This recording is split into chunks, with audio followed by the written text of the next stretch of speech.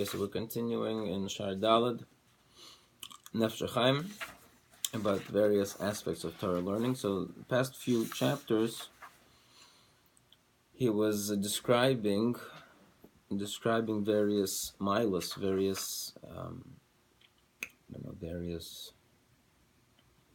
don't translate, but various aspects of somebody who learns Torah, right? So the greatness that he achieves. And so in the last one, we were talking that the Torah is able to absolve him from various aspects of negativity. And this is in few different ways.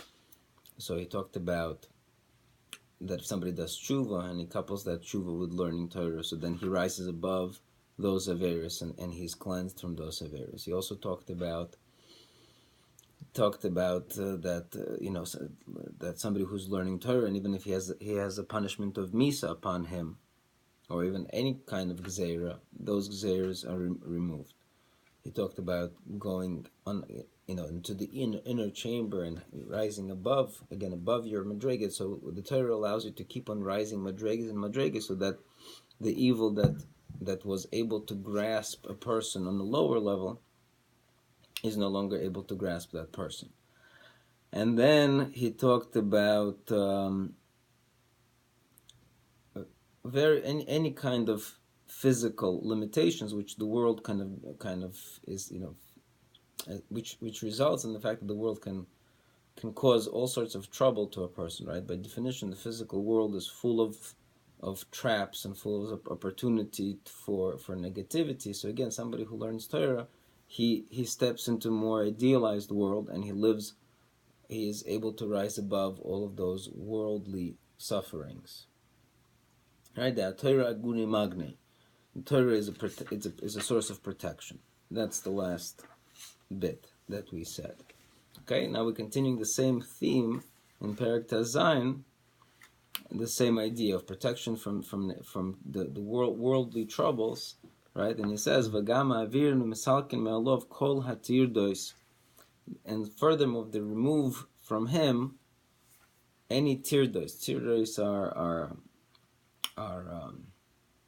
distresses, not distresses, but stresses, efforts, right? Worldly efforts. Things that are from the yoke of the way of the land, right? Meaning parnasa, right? All the troubles that involve in the upkeep of the physical world. B'chol shar inyonei zeh ha'olam, and all other aspects that are of this world, hamoinois timidus ha'esik b'Torah kadosha, that prevent the person to consistently be involved in the Holy Torah. Right? So somebody who dedicates himself to the world of Esek HaTorah, of putting a total effort in the Torah, so then he is also absolved of the upkeep that is involved in the physical world. K'moisha Omru, like it says in the Pasuk, Kol ha'mekabel olav oil Torah, somebody who accepts upon himself the yoke of Torah, ma'avir mimenu oil malchus ve'ol derech eretz.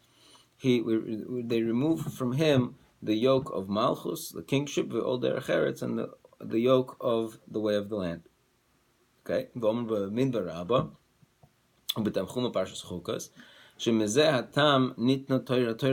That is one of the reasons why the Torah was given in the desert.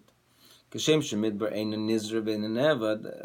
is a place that is not, you don't plant and you don't work the land and you don't harvest. So too, somebody who accepts upon himself the yoke of the Torah, parkin mimeno oil, etc. So they remove from him the yoke of kind of tilling the land, right? And so too, just like the desert is not taxing, arnon is a form of tax, kach b'nei Torah b'nei chorin. So too, people of Torah are b'nei chorin, they're free from taxes.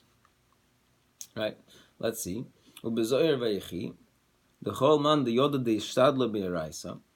So now he's saying the reverse is also true, that anybody who knows how to be mishtadl, how to put an effort into the araisa, into the Torah, v'lo yishtadl, and he didn't put that effort, is chayav b'nafshei. He is kind of putting his life in danger, meaning he's making himself vulnerable to trouble. And not only that, not only that, they place upon him the yoke of the land, and shibuda bisha would be like I'm gonna say it. Shibud means a lien, a responsibility. Bisha, a negative responsibility. Right, the shibud of evil. He becomes subservient to all this negativity. The ksiv beisachar. So this is an unusual way to darshan this pasuk. Beisachar, right? Who is the right? Yisachar is the son of Yaakov. That is synonymous with dedication to life learning. Right, life of learning. That's Yisachar. And the bracha that Yaakov gives him, vayet shichmoy lisboil, that he leaned his shoulder to lisboil, to the yoke, to carry, right? Vayhi lemas oived, and he became a mas. Mas means tax. Oived, like a taxing slave, or a taxing worker, or a worker of tax, something along those lines, right? So generally speaking, the way this is pasuk that I'm familiar with, the way it's darshaned, is that that's what the fact that Yisachar put his shoulder down, meaning that he bent his shoulder to study the Torah, right? As that, and so he was given some sort of a reward for that. So so it's a positive thing. Vayhi lemas oived is generally looked as a positive, interpreted. Maybe you have to see Rashi for it.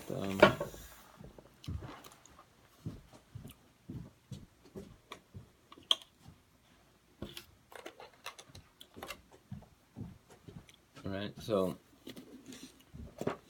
Rashi says,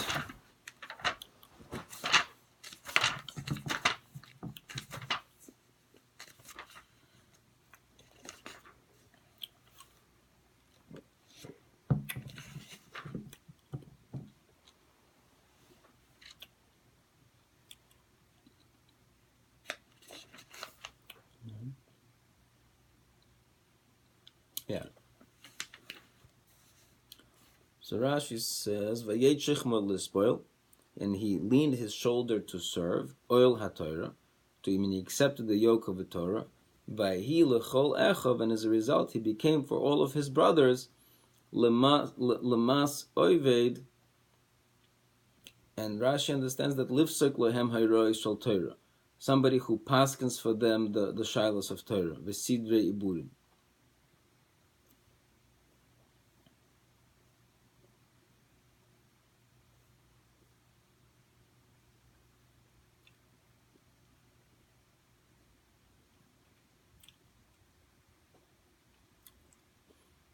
Okay, so Rashi doesn't explain how that lemas oived, how the taxing worker serves as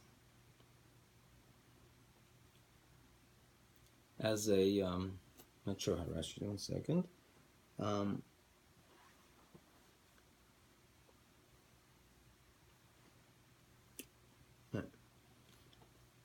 Rashi doesn't explain the grammar of it, but basically but that's the generally accepted. This pasuk is a positive thing because it's part of the blessing, right? He leaned his shoulder for the oil of Torah, and as a result, he got some reward. Rashi's reward is that he became the leader, the posek of for all the other shvatim. The Onkelos brings in that he leaned his shoulder for war, meaning he volunteered for war, and as a result, all the lemas oived, meaning he captured many enemies that now have to pay him tax. Again, it's a positive thing. Right, but this over here, he's going to darshan it as a negative. The Zohar is darshaning it as a negative, meaning the opposite. More than just a negative, it's the opposite. But it says, "Vayetchich mo'lispoil," and he leaned his shoulder for work, right? So he says, "Man de sota orche v'garmei, the loyle mispel deraisa." Somebody who leans his shoulder himself and his ways in order not to suffer the yoke of the Torah.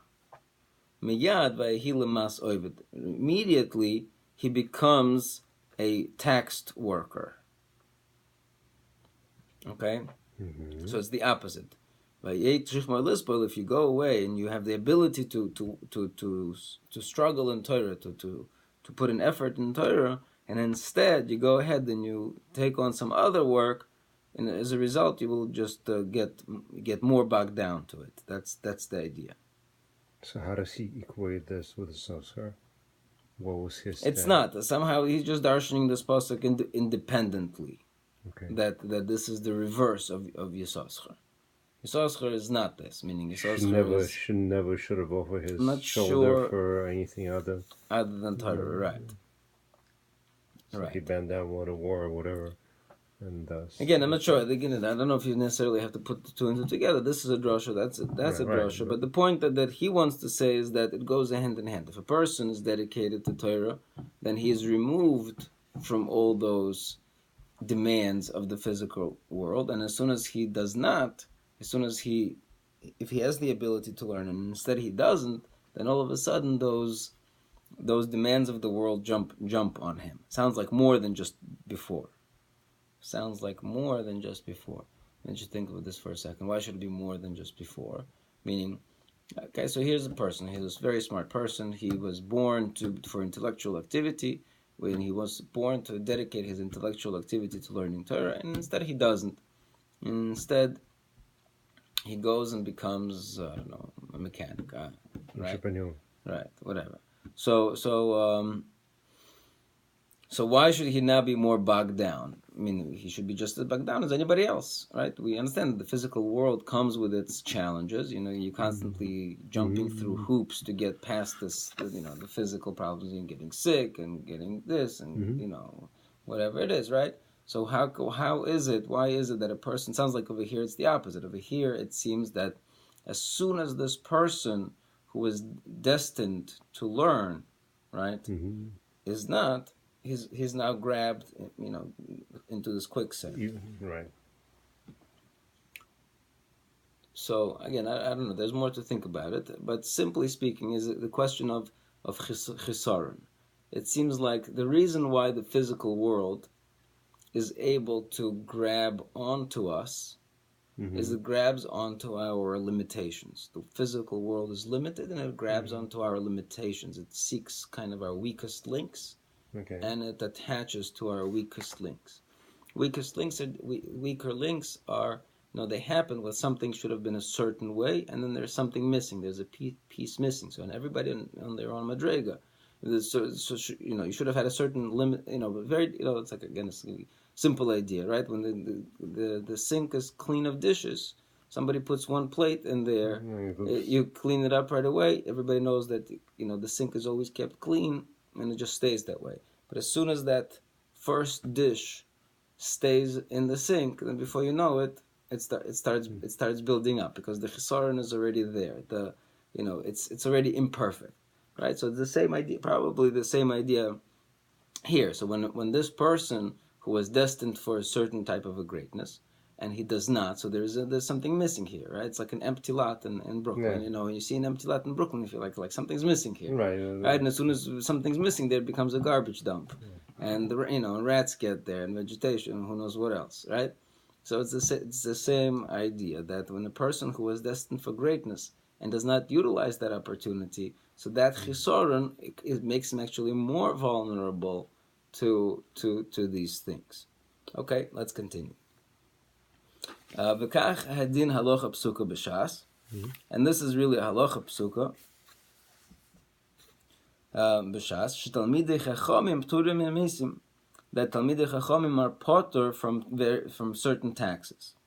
Okay, k'mo yishu amru, and the Gemara here, Gemara there. Sharei le'tzurba mirabonon le'meimer lo yahivna karga.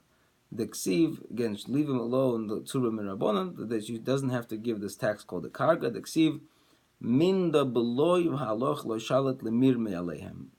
Okay, this is a pasuk in Ezra.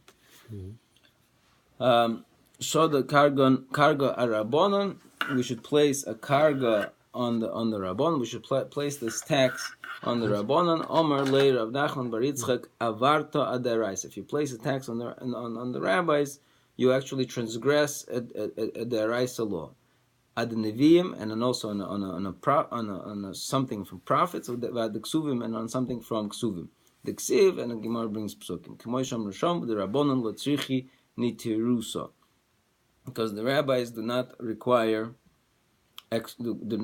protection, right? So meaning, so if there's a collection for armed forces, the Talmidei Chachamim are potter from that tax.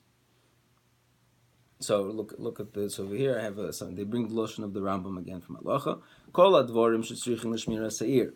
All things that are required for the watching of the guarding of the city. Loikchin mikol anshe ha'ir. We collected these type of taxes from every single person, right? It's not a question of poverty or richness. Everybody requires protection, so everybody has to be included in that tax. And even from orphans. Chutz mit Talmidei Chachamim. However, except from Talmidei Chachamim. Why? She'ein Talmid Chacham tzirchin shmira, because the Talmid Chacham does not require this protection. She'at-Torah she'imrosen, that the Torah protects them.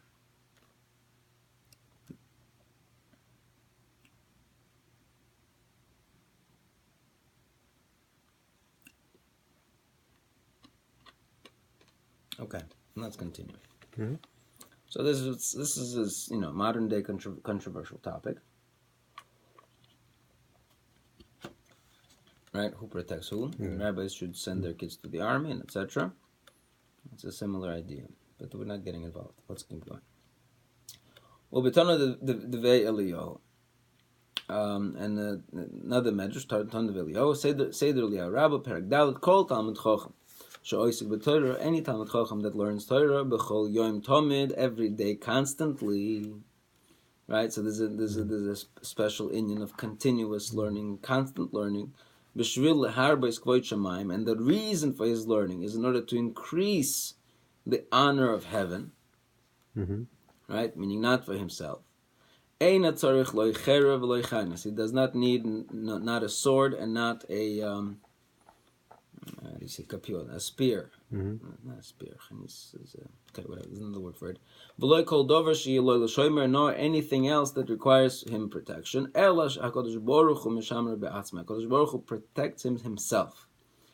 Okay, v'shomim perek yitches im yesh bo be'odom derech eretz. So mikro levad, if a person has derech eretz, right, and just the written Torah mikro levad, moisrin loy malach echad l'shomerim. They give him one malach to protect him, to guard him. Shenemar, etc. Kara Adam Torah Neviim Ksuvim. If a person read the entire Tanakh, Moisim lo Shnei Malachim, then he gets two angels to protect him. Shenemar Ki Malachav Yitzav Loch L'Shmercha B'chol Derechechem. For angels are commanded for you to protect you. Aval Kara Adam Torah Neviim Ksuvim V'shon Mishnah Midrash Halachos Ve'Agados. But if a person is a full-fledged Talmid Chacham, he learned everything, and he, to the point of Gemara and practical knowledge, HaKadosh Baruch Hu mishamrei be'atzmai. Then HaKadosh Baruch Hu protects him himself. Shenemar Hashem sheimrecha. Hashem will watch over you. Right? So again, so if a person just learned the basic written Torah, the 5 books of Moses, then he gets one malach for protection. If he learned the entire Tanakh, then he gets two malachim. If he is a full-fledged Talmid Chacham, then he gets the best krisha there is. So again, let's think about this for a second.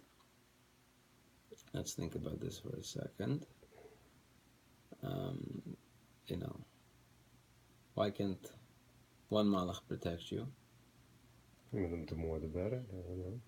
Pretty easy. I think Malach is pretty capable. Right, but then why do you have multiples? And 2 Malachim. If 2 Malachim should certainly be able to do the job. So obviously there's some dangers that Malachim are not capable of protecting you from. Right? They can only guard you from some things. There's no 3 Malachim, right? But 2,000 Malachim. When does it stop? Right. I'm not sure. But it sounds like the more a person learns, the purer he becomes, does he require more protection?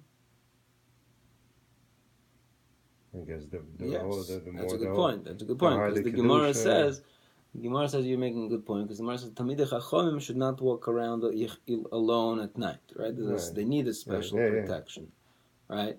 So it sounds like it's not that simple. It's not so Torah should automatically protect them. I mean, But that means the higher the but then there kedusha, is, the more they have a stronger the Torah.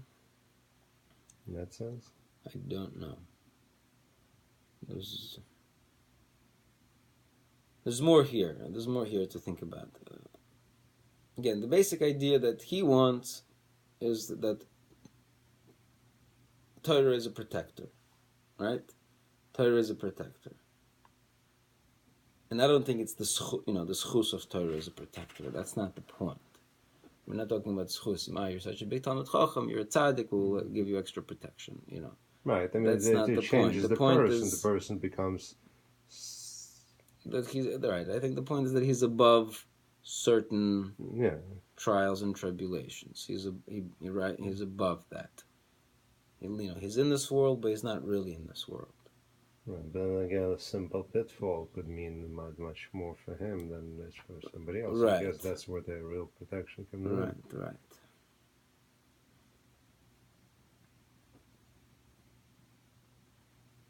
Okay, all right, we'll have to think about this, chew on this a little more. Okay, but let's see, interesting. So, but what we see from here, and he's going to verbalize it now, in accordance to the measure, to the proportion that he accepted himself this yoke of Torah, be'emes, in truth, and in all his strength,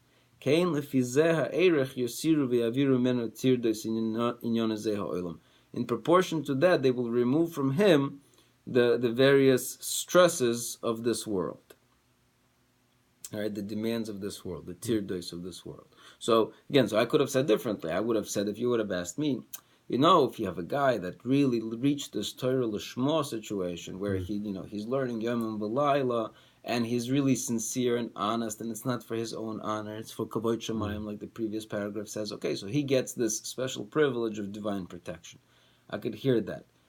Would I say necessarily that it goes, if you reach Madrega 1, you get protection level on the wall. You get Madrega 2, you get protection level 2. Maybe I wouldn't have said that's not true.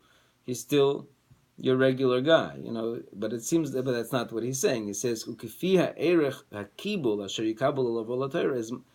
there are levels here, and with each and every level that the person reaches, he unlocks a new level of protection. It goes steadily increases. It's not it's not digital. It's analog. It goes step by step. What's the concept of protection here? To me, sounds like it's more. I mean, it's a parable. It's might not necessarily mean the concept of protection. Make sure you don't cross the red line.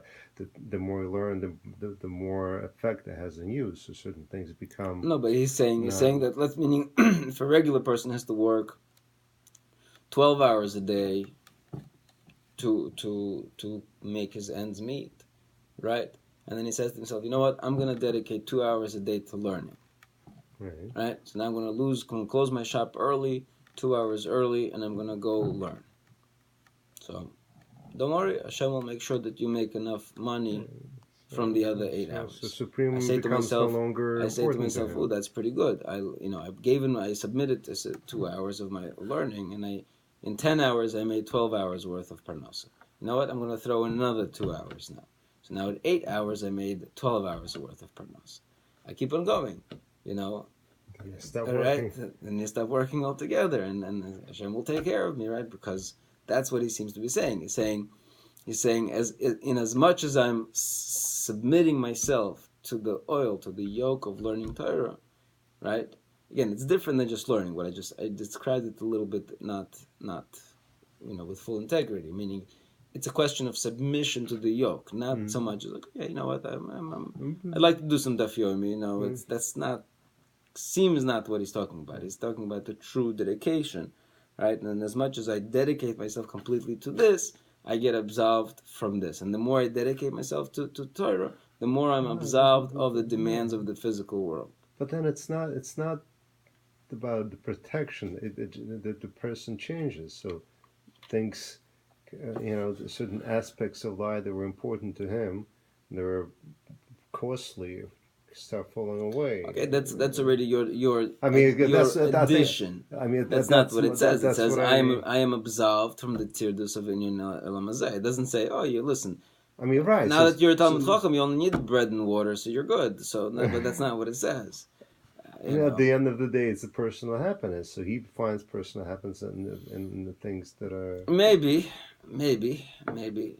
I don't know. It's as if he's fully submitting himself to the yoke. Let's read a little more. Let's finish this paragraph, see what it says. Right? So again, we're just going to start from the beginning. Kafi erech hakibul, in accordance to in proportion to the kibul, to the acceptance, asher yikabel olav ola Torah, with which he accepts himself the yoke of Torah, be'emes, in truth, ubechol koichoi, when with all his strength.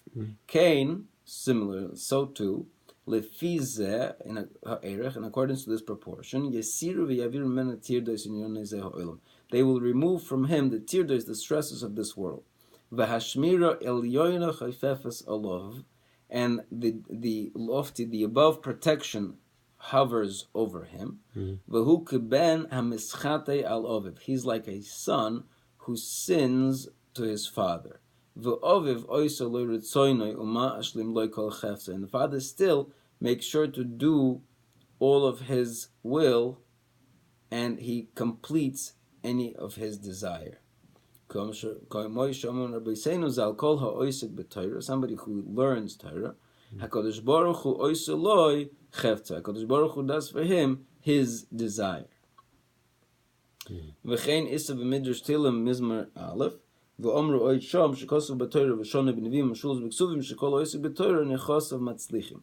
That somebody who is involved in the Torah, his nechosim, his investments, I guess, matzlichim, they succeed. Right? So it seems, it seems more than just I only need bread and water. Now it seems like no, I'm doing good. I'm doing good. I get that. Hashem helps me with my stock picks. That's what it seems. So again, it's not clear why that is so. It's not clear why that is so.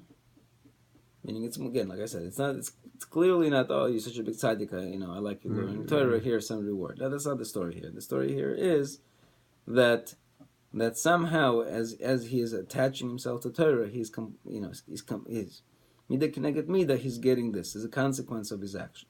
Okay, let's read a little more. Ubimishli Rab Sasoif Parsha Ches Yofek Rotzen Me'Hashem. Right, and the pasuk says V'Yofek Rotzen Me'Hashem, and he will receive this nachas from Hashem. Kol mishu hu meifik b'divrei Torah u'melamdei b'Rabbi. Somebody who's I don't know, meifik is like brings out with the words of Torah u'melamdei b'Rabbi, and he teaches Torah publicly. Af ani be'es rotzon. So to me, Hashem is saying, at the time of rotzon, in the time of goodwill, meifik loy rotzon, I will bring out for him goodwill. And his food, his sustenance will be ready for him always, without any without any extra effort, only with minimal effort, aleihem, upon them. So could be it's not a reward altogether, maybe it's like the Rambam is saying, that anytime Rambam says for all the mitzvahs, not only for learning Torah, that right, anytime it says, just like it says in the Torah, right, and we're saying in Kriya Shema, if you do my will, I will give you this and this and this, and if you don't do my will, the opposite will happen, right?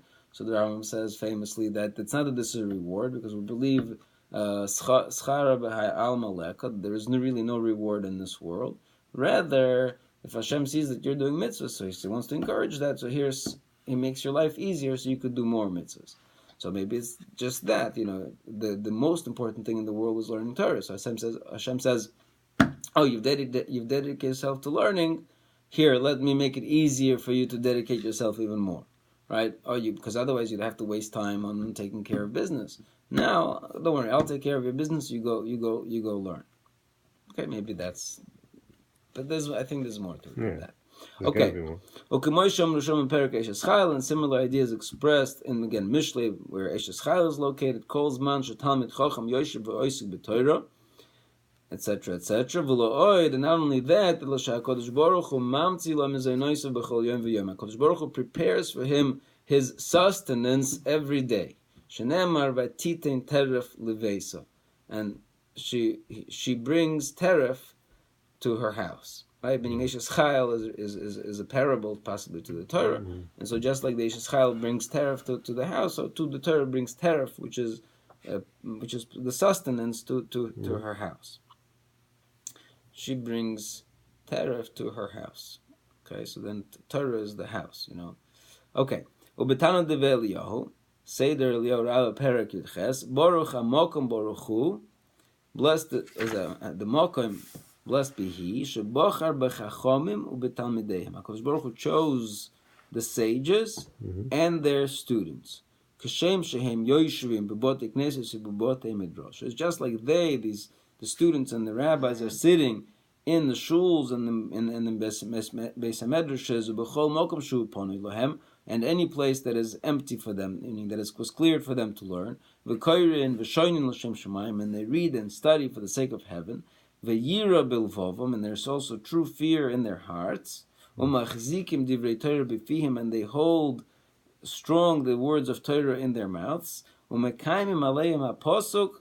So then HaKadosh Baruch Hu is mekayim on them the posuk, Toiv la'gever ki iso ol ben urav. It's good for a man when he has the oil, the yoke, in his youth, right? Meaning they're mekayim this pasuk. They're mekayim this pasuk that they have the yoke of Torah, meaning in their youth. Even if they demand from HaKadosh Baruch Hu the entire world in one moment, hu noisin lahem miyad, He gives it to them immediately. What does that mean? What does that mean?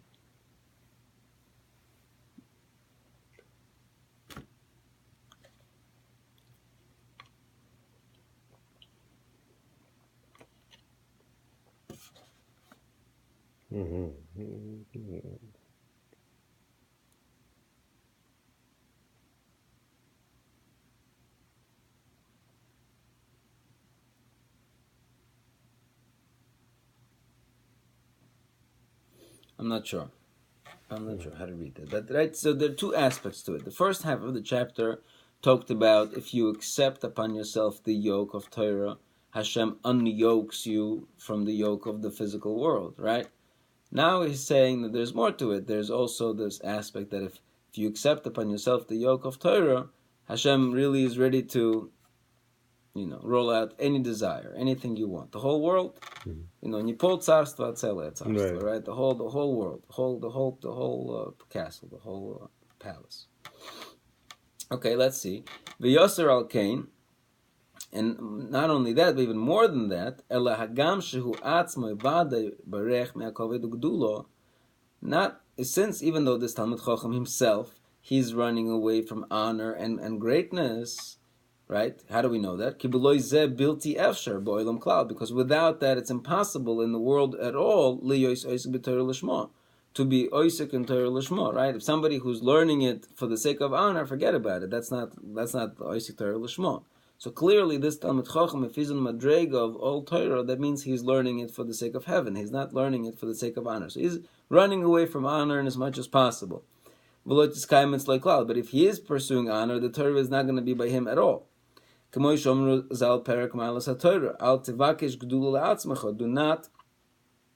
ask for greatness for yourself, and do not desire honor, because a person is forbidden to turn his mind on this at all. However, the great of Eitzah, the great of strategy, blessed be His name. Hashem gives him happiness and greatness against his will.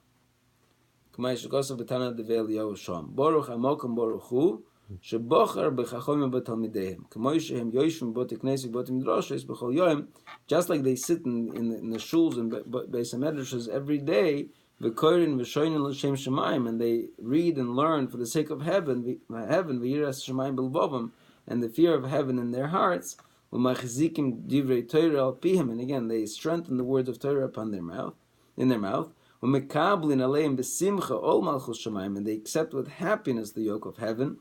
Kach kaviyochel HaKadosh Baruch Hu noisen lahem simcha l'tzadikim bal korchom shaloi b'toivosim. So to HaKadosh Baruch Hu gives them happiness, to tzaddikim, against their will. I don't know what shaloi b'toivosim means. It sounds like without their good, but meaning even without their approval, I guess.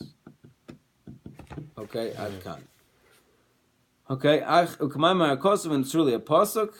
It says, "Ach tov v'chesed yirdefuni kol yemei chayai." Right? We're saying in Tehillim, in Mizmor LeDavid, that only good and kindness yirdefuni, they pursue me all the days of my life. Right? So pursue me meaning I, no matter how much I want to escape from honor and glory, they pursue me. Even though I run away from them. They pursue me after me, even against my will. Okay, so again, we have over here in this chapter three new milas of Divrei Torah. One is, again, you accept the yoke of Torah. Hashem unyokes you from the yoke of Derech Eretz, of the world, of the temporal world, and not only that, He's ready to fulfill all of your wishes, and not only that. Even if you don't have any wishes and you're running away from these wishes, HaKadosh Baruch Hu showers you with these goods anyways. Right? Those are the three levels. Okay, let's keep going. Perek Yud Zayin. So, and not only that, again he keeps going. Ben achar ptirosim mizeh ha'olam. Not only that, but even this is true even after the person leaves this world. Rabbis said, Talmidei Chachomim ein ur shel Gehenim shoyled behem. The fire of hell does not have shlita, does not have control over them. Right? So this protection, this divine protection, is not only from the demands of the physical world while they're here in the physical world, they take this divine protection with them to the next world and protects them from Gehenna. V'chein omru shom talmidei chachomim, talmid chacham shesorach, ein teirosoi nimeses. A talmid chacham that I guess that's spoiled, meaning that did something wrong, still his Torah is not rejected. It's not disgusted. U'b'mishlei rab so pasuk lehovin moshel u'malitza. Right, that the pasuk says that mishlei are given to you. These mishalim are given to you to understand moshel and malitza. Moshel is a parable. Malitza is a riddle, it's like a rebus of some sort. Zu ha-Torah atzma. This is the Torah itself. V'lo manikris shmo malitza. Why is the Torah called malitza, like a puzzle? Shehi matzelas oiskeha medina shel Gehenim. So malitza is darshan over here from the loshen hatzola, like play on words, that it protects a person from the Dina Shel Gehenna. So good. V'shom reish parsha b'ni im tikach amorai. Right. In the next parsha it says in the pasuk, "My son, if you take my words, Omar HaKadosh Baruch Hu Yisrael, HaKadosh Baruch Hu says to Yisrael al Har Sinai on mountain of Sinai, Im zechisim lehatspin ulekabel teirosi. If you have the schus to lehatspin means to kind of to hide. Ulekabel teirosi, and accept my Torah v'lasoiso, and to put her into action. Ani matzil eschem misholosh paronius. I will absolve you from three types of paronius. Mimilchemes Gog uMagog, right? Umechev lo shel Mashiach, from the pangs of Mashiach. Umedina shel Gehenna, and from the judgment of Gehenna. Right? So these three levels. If you have the schus to kind of lehatspin, to hide the Torah, meaning to internalize it, and to accept it and to fulfill it, right? It's three different actions. So two protects you from three different piranhas. Three different piranhas. Now, if you read this carefully, right? If you go in order, right, it says the first thing is lehatzpin, which I'm not sure exactly what that means. Lehatzpin means to hide it, like right, tzofan. That's afikoyman, right, tzofan. So lehatzpin. So first thing you do is you hide the Torah. I don't know what that. Again, I'm not sure what that means. The second level is lekabel Torah. See, you accept the Torah, and the third is v'lasoisa, and you put it into action, right? Okay. Right, and then so I'm matzil comes mida keneged mida. Hashem says, I will protect you from three piranhas: Gog Magog, Chevla shel Mashiach, and Dina shel Gehenna. So then, if they should go parallel, right? There's got to be they go parallel. So the last thing, which is lasoisa, should be connected Medina shel Gehenna, from protection from Gehenna. So it sounds like from here that it's the practical application of the learning that protects you from Gehenna. Okay, not just the oil Torah that he says. The oil Torah in itself is insufficient. Meaning oil Torah means it has to be all encompassing. Right. Again, not only to learn but also to execute. Right, and it's that execution that protects you from Dina shel Gehenna. Okay, so let's see, and continues mitzvah isai titzpoin loch. My mitzvahs you should titzpoin itoch, you should hide with you. Im zechisin lahaspin teirosi, if you're zoicha to hide my Torah, ani masbiya eschem, and I will then satisfy you mituv from that good hatzofen l'osid love, which was put away for the future. Shenemar marav tuvcha asher tzafanta. What is this great goodness that you have hidden? Okay, so that's this medrash is. I'm not sure. There's work again. These midrashim require work. He's just using it for the point that he wants to use, but each one has its own. Again, needs to be understood. Okay, let's just read a little more. V'shama parasha Yud Omar Rav Chanina ben Doisa Ein lechot tzedakah shematzeles asa odom medina shel Gehenna el Torah bilvad. There is no such tzedakah that protects a person from the judgment of Gehenna like Torah. Meaning, what is he saying? He's saying that we have a pasuk that says tzedakah tatzel memoves, that tzedakah protects you from death, and the pasuk is repeated, and the Gemara darshans that one is from physical world, one is from the spiritual world. So there is the mitzvah of tzedakah also comes with this protection, with the special divine protection from this world and also from the next world, right? So, but comes Reb Chanina ben Dois and he wants to tell us, no, there is even more than that. There's something greater than protection that offered by tzedakah. There is something that called Torah bilvad. That has protection to protect him from Yom Adin, from the day of judgment. And even though a person was mechayev himself, meaning he fell into a thing of Aveira, so Torah still offers him special protection on the day of the judgment. So from here we learn that Talmud Chacham that transgressed a certain Aveira, shehi matzelas oisoi, that it protects him, meaning the Torah protects him.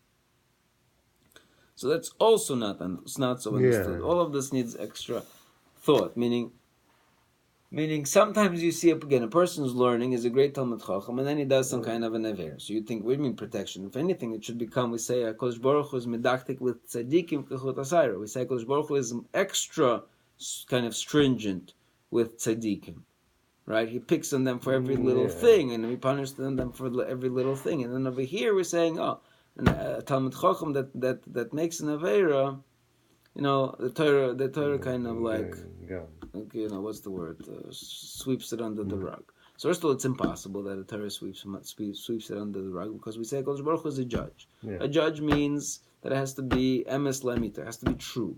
HaKadosh Baruch Hu doesn't sweep anything under any rug, period, finished. That idea doesn't exist. Right? HaKadosh Baruch Hu judges everyone in the matter that he is deserving.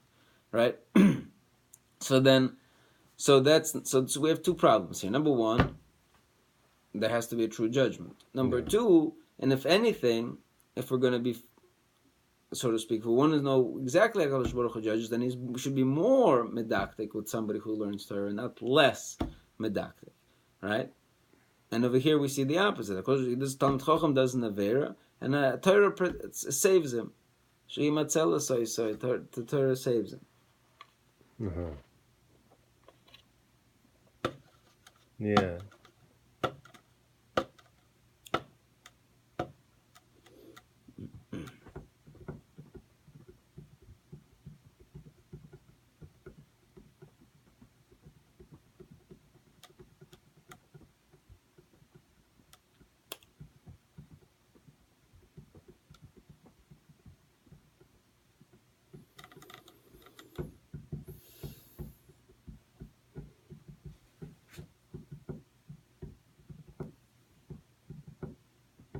I'm not sure. I don't know. Let's stop here. But I just wanted, the one idea I want to add is like this: that we understand clearly that there are different kinds of averas. There are averas that that are kind of superficial, right, or more superficial, and then there are averas that are more intrinsic, more systemic, right? Okay, Right. So the systemic ones are more of a problem than the kind of the occasional ones, right? Yeah. Meaning an occasional one could just represent a slip up. Everybody has a slip up, right? It's a human to err, right? To make mistakes. So the occasional slip up is probably what we're talking about. Meaning when we say HaKadosh Baruch Hu is midachtik with tzaddikim k'chut asayra, that HaKadosh Baruch Hu is more pedantic with the actions of tzaddikim, because HaKadosh Baruch Hu knows that tzaddikim understand that every little thing is a definitive thing. By them, there is no such thing as a little thing. By them, a little thing is also a big thing. Meaning they care about every action that they take. So if they slipped up, that slippage becomes a Freudian slip in a sense that it represents who they are. It represents their essence. HaKadosh Baruch Hu says this is that requires more of a purge, more of a punishment, right? Mashenkein, but even the tzaddik is occasionally makes a mistake, whatever it is. You sit down to eat. Again, I don't know what would be a good example. Let's say you forgot to bench. I don't know. Okay, again, I can't think of a tzaddik forgetting to bench, but let's pretend for a second that we can't think of a tzaddik forgetting to bench. So he didn't bench. He got so carried away, he didn't bench. So, in that sense, we look at that tzaddik and we would say, listen, everyone makes mistakes, and move on, because this is not him. That he would, if he could possibly normally he wouldn't do it. Turn the clock in any way possible to get that benching done in the best possible way, he would do it. Like this is not him, right? This is not that kind of person. Like you also have with kids. A certain kid could have two kids doing exactly the same thing, but by one kid, this is his trouble area, and so you need to punish him so that he doesn't gets this thing reinforced. And by other kids, like this is totally not him. This is not him. You can tell him, listen, son, this is not a good thing to do, and it's not even a question. He's never going to do it again. So it's the same probably idea. Then we're talking about. So by a tzaddik, of course, a little thing could become a big thing, because if that's a little thing that defines or undefines who he is, so of course that's going to be very serious. But on the other hand, it could be a big thing. But that by him it's not at all expressive of his personality. So then the Torah, of course, protects him, because of course, look at this Talmid Chacham. You think he would do such a thing? Of course, he's not going to do such a thing. Of course, this is not him. So in that sense, it could provide a certain protection. That's what I'm thinking now. Okay.